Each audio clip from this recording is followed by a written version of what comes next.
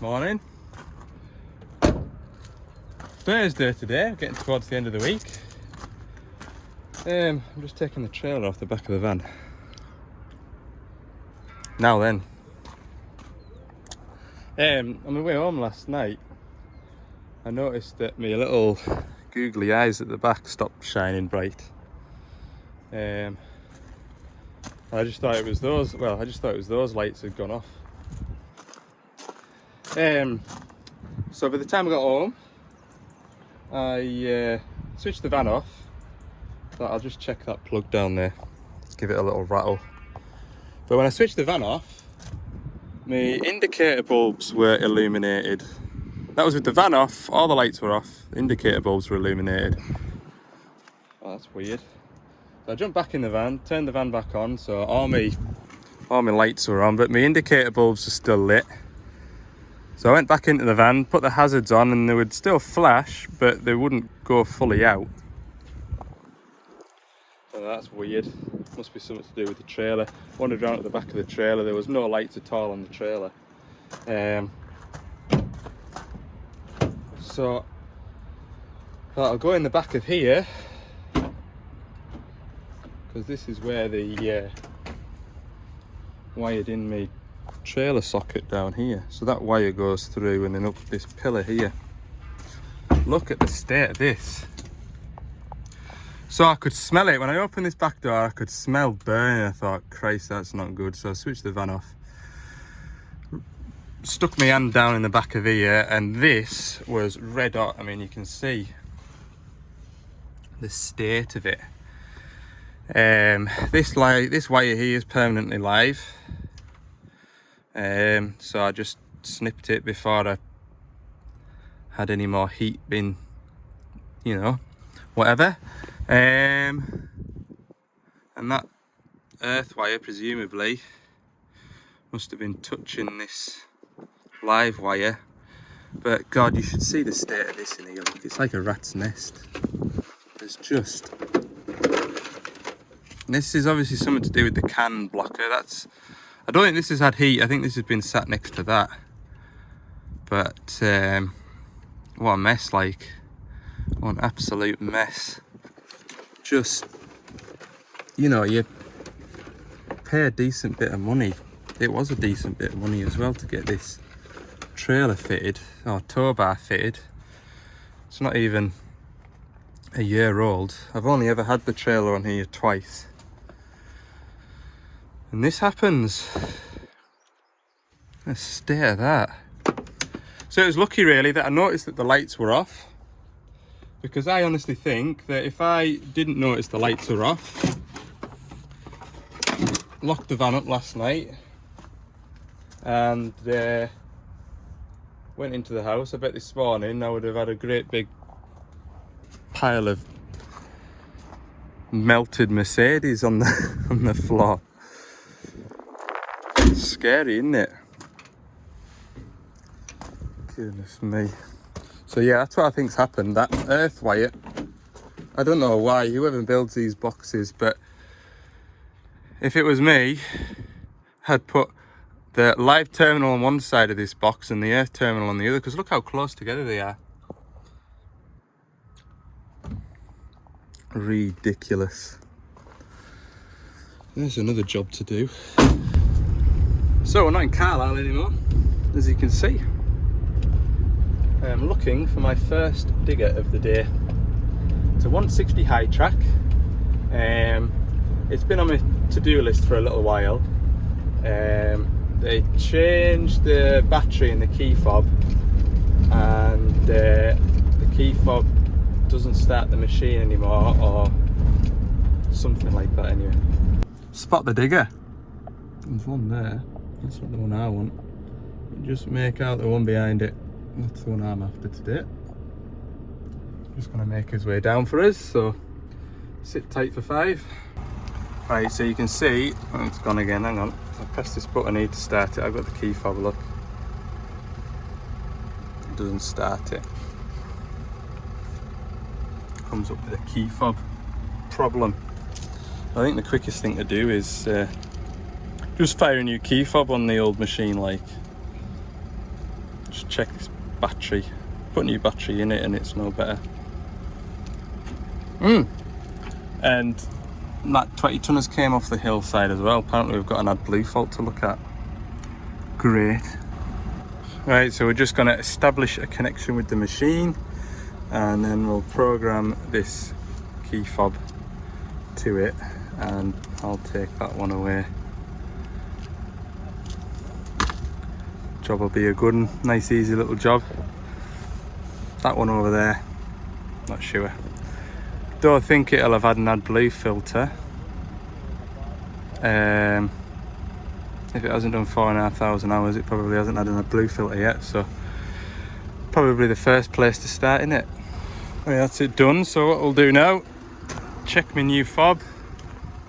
Now then, I've got the old fob up here. I didn't clear that fob off here, I've just added another one to it, so I'll put that one in my pocket. I'll shut this door and lock it.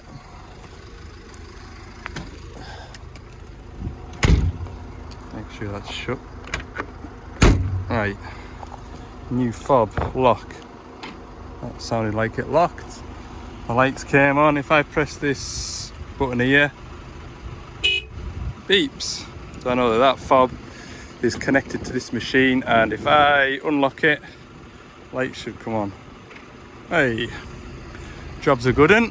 We'll just check that it starts the machine. So I'm not going to use this to press the button. If the key fob battery gets weak, you have to use the fob to press the button. So we'll just see if it'll start. Looking good at the minute. You'll have to ignore the music, don't listen to it, then I don't get a copyright infringement. There we go. Job's a good one. Right, that's one back to work.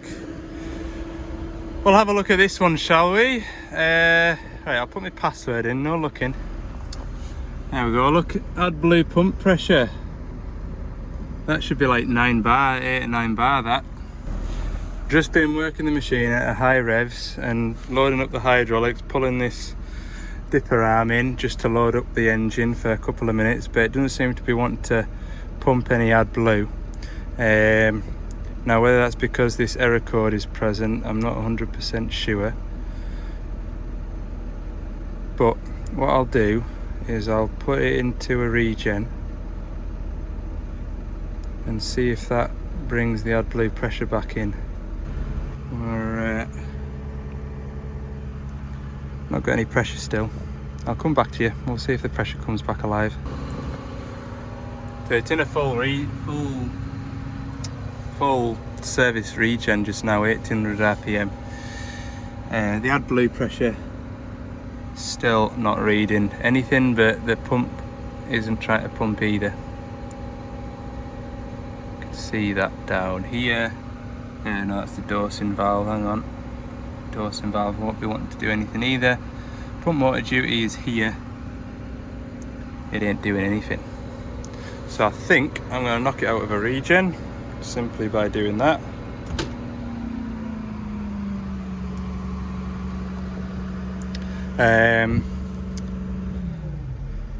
Right. I think we'll have a look.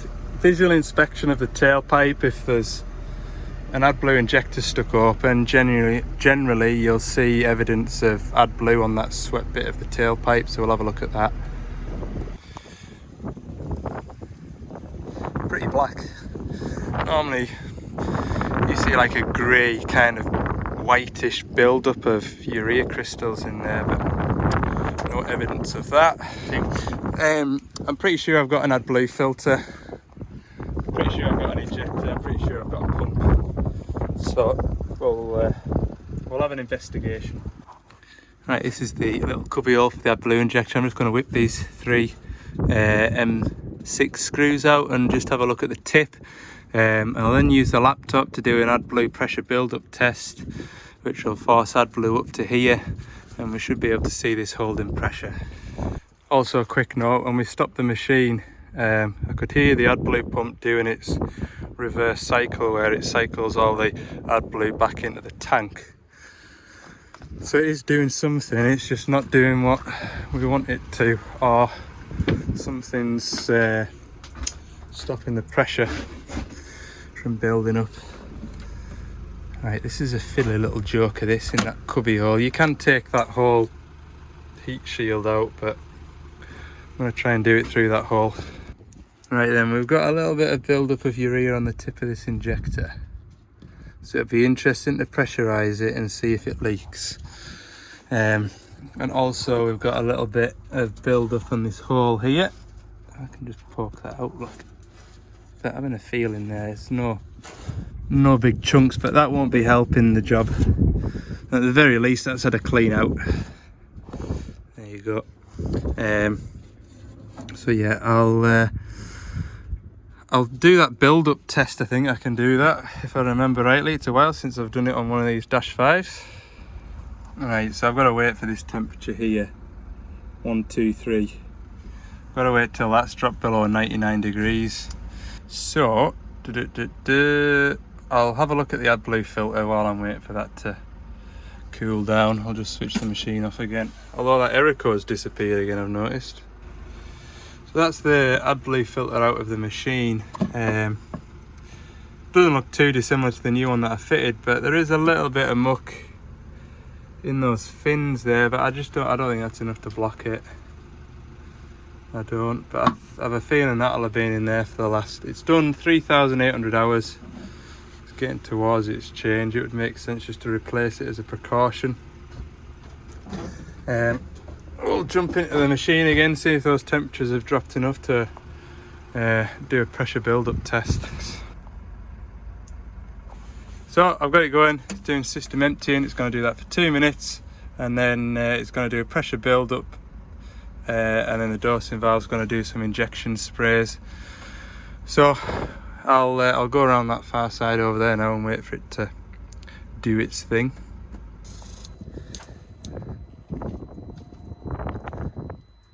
It doesn't seem to be leaking off. It's sort of a bit of a weird spray pattern though. Might do that test again. I didn't just catch it in time really to have a good look at it. Right, I've just repeated that test for the 3rd time. This time it's had the new Adblue filter. I pulled this line off here and the line off at the Adblue pump. I've blown compressed air through it. So it seemed to have a much better spray pattern. I'm going to reinstall this, start the machine and see what the Adblue pressure does now. I've graphed it this time and I can see what the pressure was doing while I was over there.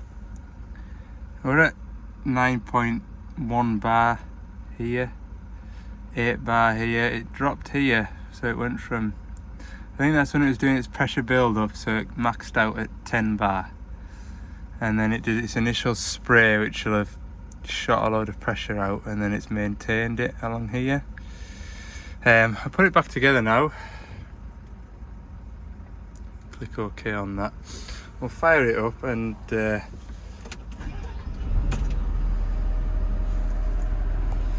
no error codes at the moment. What I'll do is I will perform a force regen. Keep an eye on these pressures. It won't be pumping at the moment either, you see. No, it's not pumping at the moment, but it won't do after you've just started it. It'll need to warm itself up and whatnot, so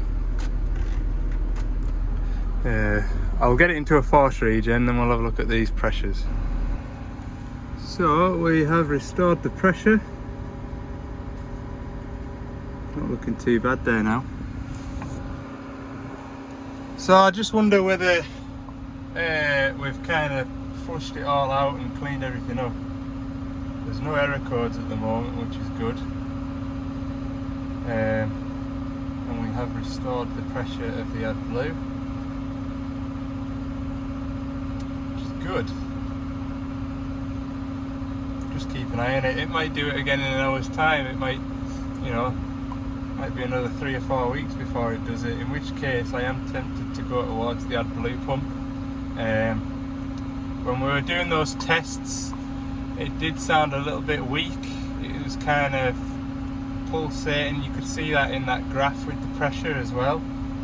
But we'll just see. That's my phone ringing now. Right, I've been babysitting it for the last 10 minutes. Adblue pressure seems to be stable. He's going to sit and have his lunch while it is doing that reading. Put it back to work and see how it goes. 10 past 1 now. We've got a lot of distance to cover. Put my hat on. Yeah, next job will be easily an hour from here. And that's going to be an investigative job as well. Whew. See how that goes. Like I say, my instinct is Adblue pump, but I'll give it the benefit of the doubt. Right, onwards. Right, I found my next digger. It's just over the brow of that ditch there. Just been up here to turn round, and I think he's spotted me and he's tracking back down to the road for us. We'll have a look at this one. So I've logged on with my computer. This is a snapshot of the temperature it was reading when it threw the error code on. And if I go to the help button, obviously it gives me the ECU pin numbers and the testing the sensor, the different resistance values of, you know, between 0 and 25 degrees. We should have a resistance between 5,846 and 2,057 ohms. So you'd expect it to be close to the about 5,000-ish ohms. Condition for running the diagnostic, or for basically what's happened to make the sensor, the error code come on. The environment temperature is drifted over 20 degrees compared with the DOC upstream, DPF down upstream, and the coolant and boost temperature. Condition for clearing the code, the environment temperature is not drifted over 20 degrees. So once it starts reading the temperature again, the fault is healed. So what he's saying is every morning he comes and starts it, and the error code's on. Stop for his breakfast, switches the machine off for 5 minutes, restarts it, error code's healed, and it's all disappeared.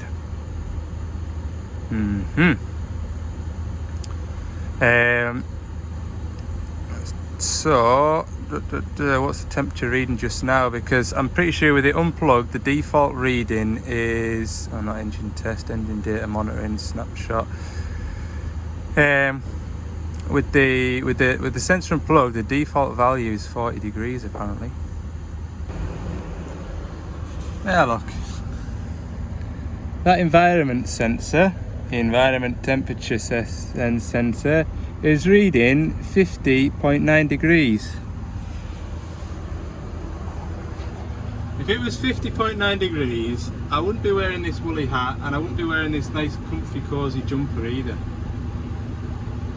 Madness. Right, here's the sensor behind here. Okay, so what I'm going to do is unplug it, and I'm going to double check that this plug is clean.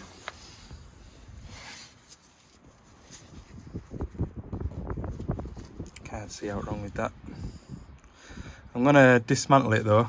So the yellow wire goes into number 1, yellow to number 1.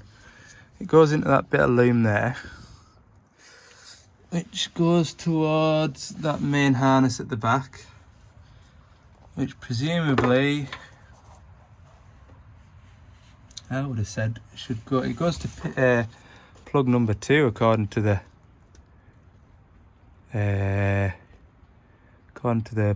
troubleshooting guide, which is this one here. So presumably comes through in this. Well, I can't see the same coloured wires in there. Oh no, there is a yellow wire there. And what I have spotted is this nasty little kink here. See, Perhaps that wants to be a bit more. I know that it's as though that conduit's half an inch short. I don't know whether that's going to have out to do with it. I've wobbled it while the machine's been running and it doesn't seem to make a difference. But anyway, I'll start at this end. Right, I've checked the wiring between the sensor plug here, the ECU plug here. All is well, no matter what I do. So I'm gonna pull this old sensor out, which is in the back of here. I've got the new one yoked up to my multimeter and it's reading 3.75, so I'll pull this one out. It does look different, doesn't it? I'm sure I remember saying that when I changed this sensor that it looked the same as the old one, and I'm sure they were different. I've done a good job of tightening that off.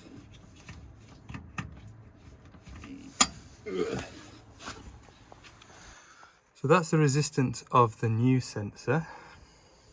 So we'll unplug it and put the old sensor in. Yeah, look at that. Totally kaput.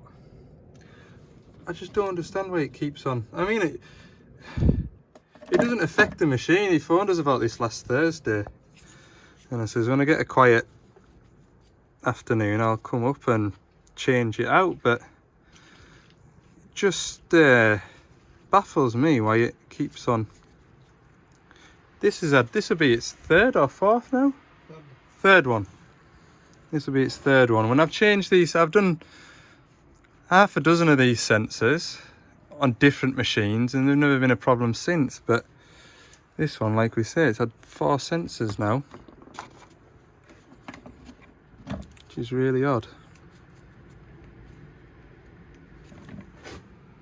Totally different reading. So it is pointing towards the sensor going, but I mean, it's only a 30-second job to do. I'd just rather know why it was doing it.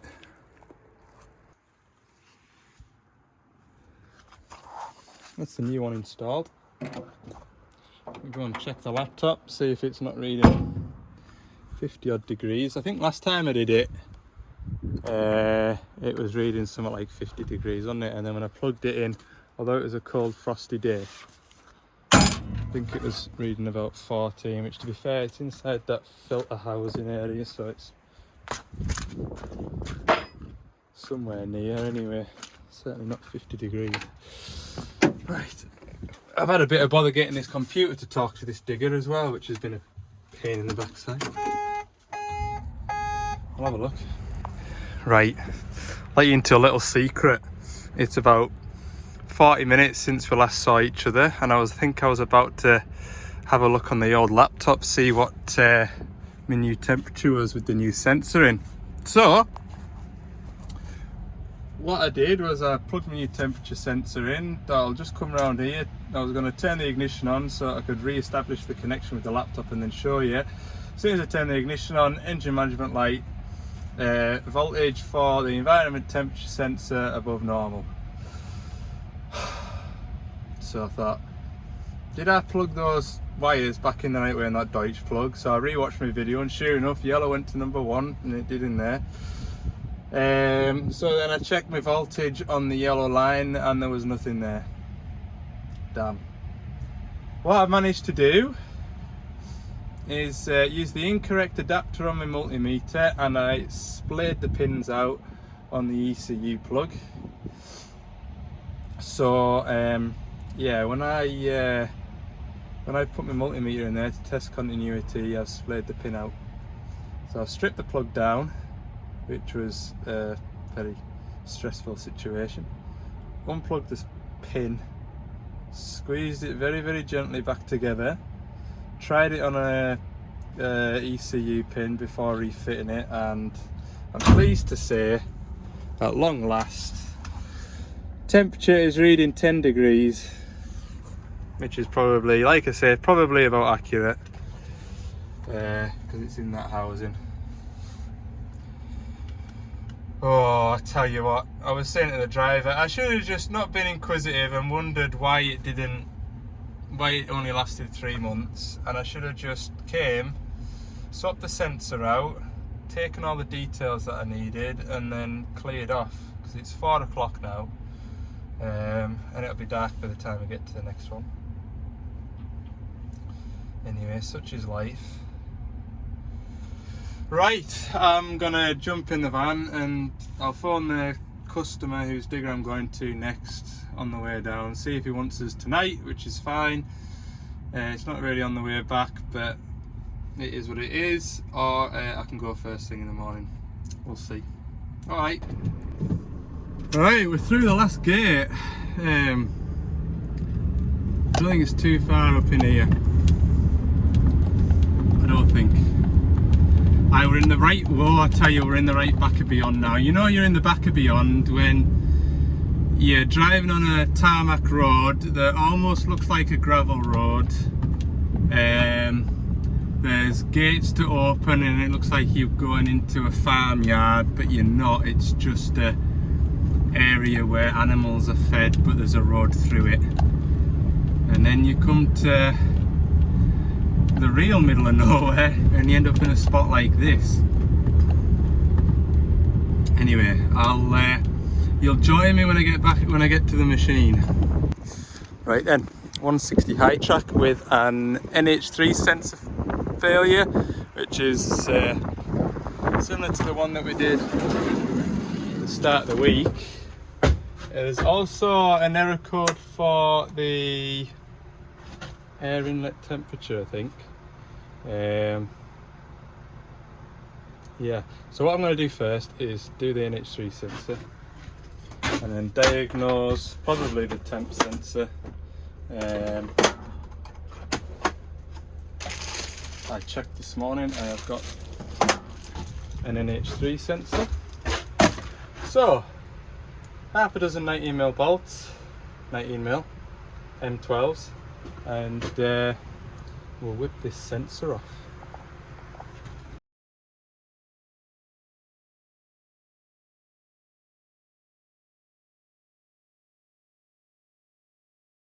Right, that's the cover off. I've disconnected it. Pop these. Wait, I nearly dropped my side cutters. Pop these side cutters in plenty of cable ties. I used to look after. I remember this machine when it belonged to a different customer. I've looked after this one from new, and it's been a pretty good video on the whole, I think.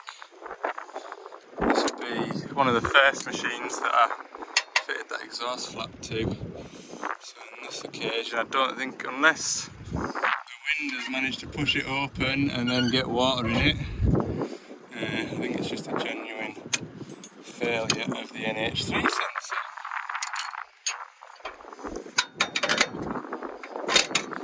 So when I'm working on my own in the woods like this, obviously the customer knows that I'm here. Sent them a message to say that I've arrived, and also because of the phone signal, I'll send him a message when I've left as well. And if he hasn't heard from us, I said I'd be about an hour and a half, so if you haven't heard from us by 7:30, then he'll contact Gordon's and let them know that they've not heard from us, and they'll be able to hopefully see where my machine is. My van. Send out a search and rescue party. I've also got this phone. I do have signal on this phone. My works phone doesn't have signal. But I've still got it in my pocket just in case, because you've got that emergency calls thing. Just going to put it down here, so it goes into this little control box. Snap that down, make sure it's secure. Then we get busy with the cable ties. Did I bring them over? No, I didn't.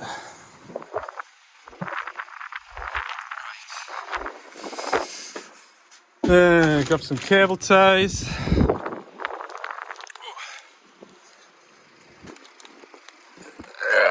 Right, this job's kind of out of my way for where I want to be going tomorrow, so that's why I've decided to squeeze it in. So yeah. Right, I think it's fairly windy now and you don't want to watch me put cable ties on, so I'll join you in the cab in a minute. Okay, so I'm just looking at the real-time failures, and there is only the error code for the NH3 sensor active at the moment. The engine's running. I did get him to look at that sensor. I think he maybe unplugged it and plugged it back in again. It doesn't seem to be active at the minute, so we'll just check it through the diagnostic tool in a moment. Once it has connected. With these sensors, you can run it through. You can run it for 20 minutes or so, and it'll probably clear itself. But what I'm going to do is just do a burnout, because he said it's been doing it for quite a while. So I don't know how much excessive Adblue's gone into the system. So if we do a burnout, fingers crossed, it might save us another visit in a few weeks' time, because there's issues with after treatment sort of efficiency. So we'll do an after treatment regeneration system. To do this test, I'm remembering now, I need to warm the coolant up to 60 degrees. So I'm just going to do that now. So what I do to warm the machine up generally is I draw the dipper arm in and hold it over a leaf. That brings both the hydraulic pumps in, so it puts a good load on the engine. So I just hold it over a leaf for 2 or 3 seconds like that, and I let go of it, just so I'm not putting too much strain on the main relief valve. And then what I do is I'll press the weightlifter man, see him down there, and again that overrides the main relief valve, and it just gives it a bit more pressure, just puts a little bit more load on the engine, and it warms up in no time at all. To be fair, in that space of time, the error code's gone now, it's no longer present. It was flashing red down here before. But like I say, I want to do a regen. Another thing that I noticed, what's that noise mean? Why is it beeping and there's no error code?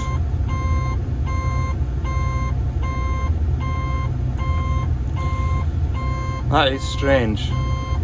That generally tells you that there's something wrong. I've got no real-time failures, so I might just, before I do this regen test, then cancel that. Finish. I don't want to report fail. Let's see what's going on here. No active diagnostic codes. No active events. I don't know why that's beeping at me then. That's strange, that. I did notice that the thumb wheels, when I turn, see how the thumb wheel,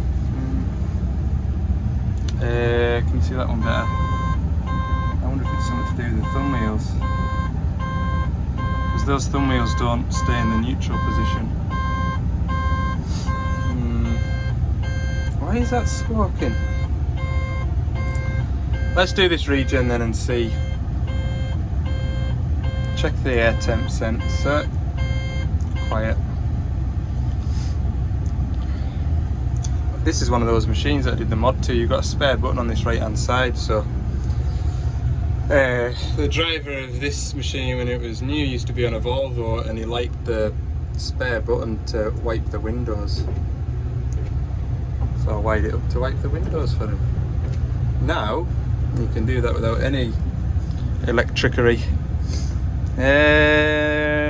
Engine temperatures.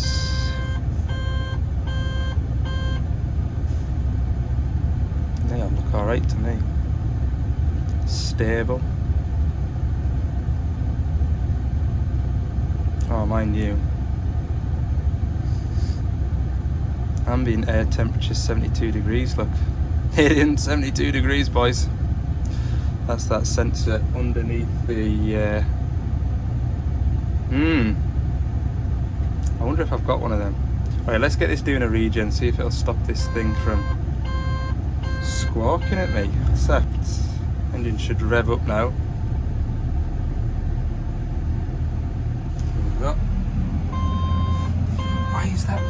me though. It's gonna bug me that. Why would that be beeping? The only thing I could think of is it's these thumb wheels, because it was telling me at the start when I keyed on there was a thumb wheel issue. Both these thumb wheels are stiff. I'll get a bit of contact cleaner and shoot it in there, I think. Right, it's done that successfully, but it's still squawking at me. What I've done is I've sprayed electrical contact cleaner in these thumb wheels. And I've made it so that they're centred, or near enough. What I'm going to do is the old turn it off and turn it back on again. Quick finish on that. I've had a look on my van while it's been doing a regen, and I don't have one of those temp sensors. And the stupid thing is, I could take you straight to it in my old van, but I think it was a dud. I think it was a knackered one, and it used to kick around in among my sockets. It used to kick around in my sockets, and I'm pretty sure it was a knackered one. Pretty sure. So we might not have been any further forward anyway, but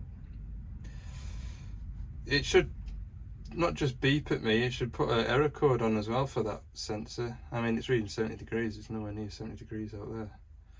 So it does need that, but it won't affect the machine. Running. Let's have a look now. Yeah, when I keyed on earlier, it told me that the thumb wheel was duff. Yeah, it's okay now. There you go. ECUs to gauge panel communication error. What's going on here? What has happened here?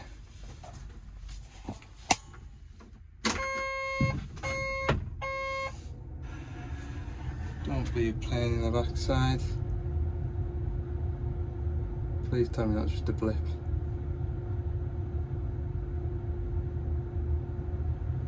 I think that was just a blip. That was just a blip. And no more beeping. Oh God, my heart sank then. I thought my laptop had done something I'd not told it to. Whew. ECUs to gauge panel communication error basically means that the ECUs behind the seat, the vehicle controller, isn't talking to the screen, and generally it won't talk to the ECU either, in which case, as you just saw there, the machine won't start. Anyway, it's time to go home. Alright, see you in the morning. Morning. Friday at last. Just south of Edinburgh now. I've got this 140 to look at. It has been on my radar of jobs to do when I'm up in this area, but I've only been up in this area. When was I up here? I was up servicing that mini digger, which is close to Edinburgh. But as you know, that was a long day. So yeah, I've came up today because it's one of those jobs. It might just be a 5-minute fix, or it might be a bit of a wiring sort of conundrum. So the fault with the machine is, start the machine up, go to work it. The auto idle doesn't work when you touch these joysticks here.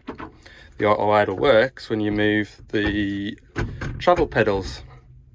So you've got two different auto idle pressure sensors, your PX and your PY sensors.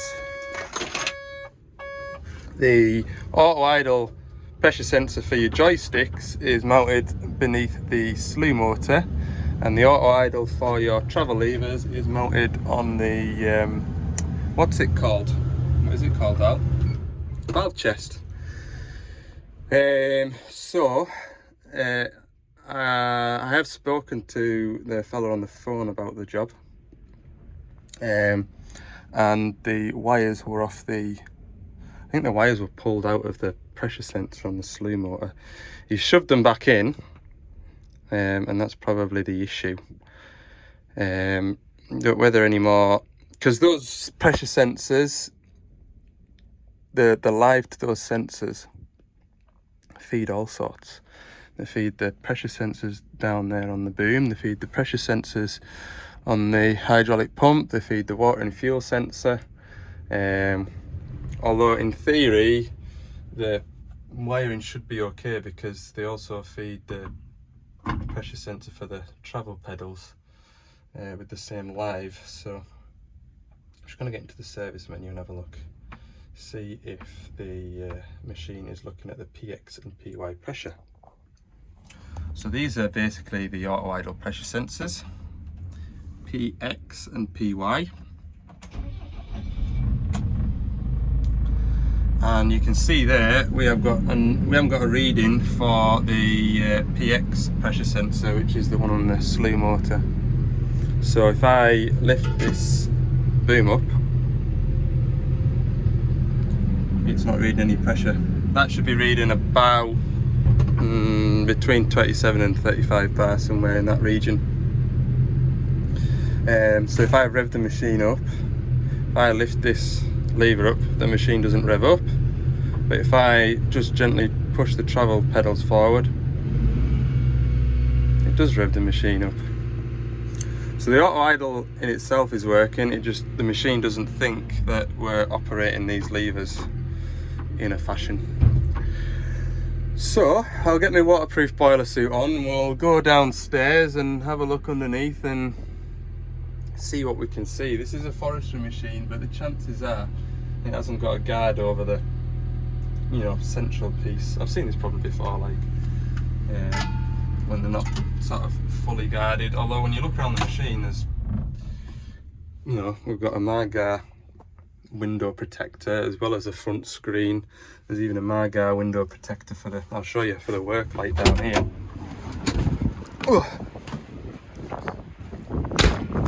Even got protection for the lights, but I bet you we don't have protection downstairs here. No, we don't. We've got heavier belly plates. Right, I'll go and get my torch. This is the wire here that goes onto the pressure sensor. So this is all I want to get done today. I want to get back down to Carlisle for after lunch, and I want to really give this van a right good wash, because I don't think I've washed it since my Christmas break, which isn't good. Like, it plagues my happiness, it really does. Okay, so this here is the pressure sensor that is used to read the pressure, and it's what we use to get the auto idle to work. So I'll unplug it and have a look.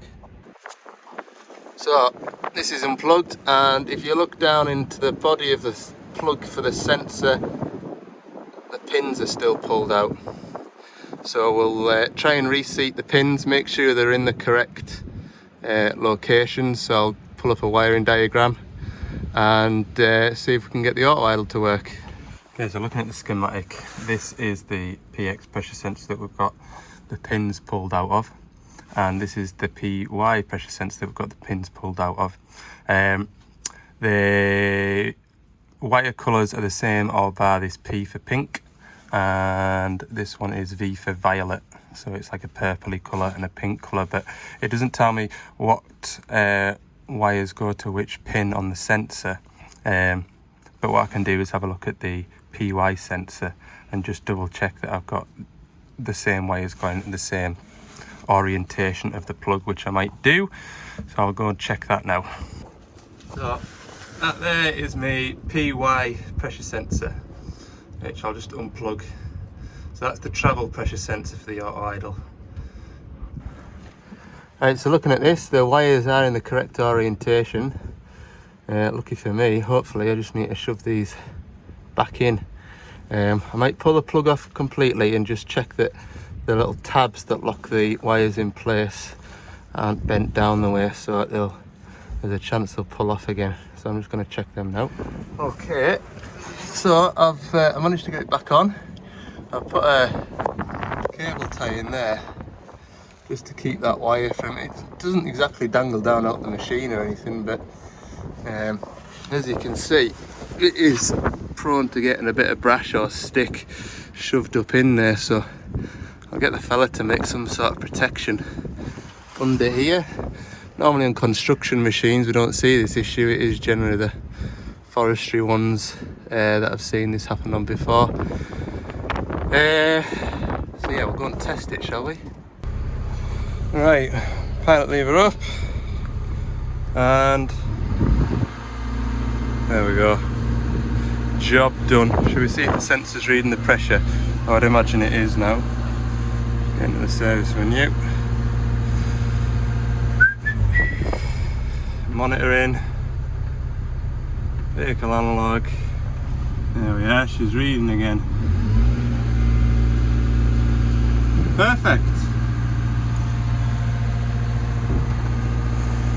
Right.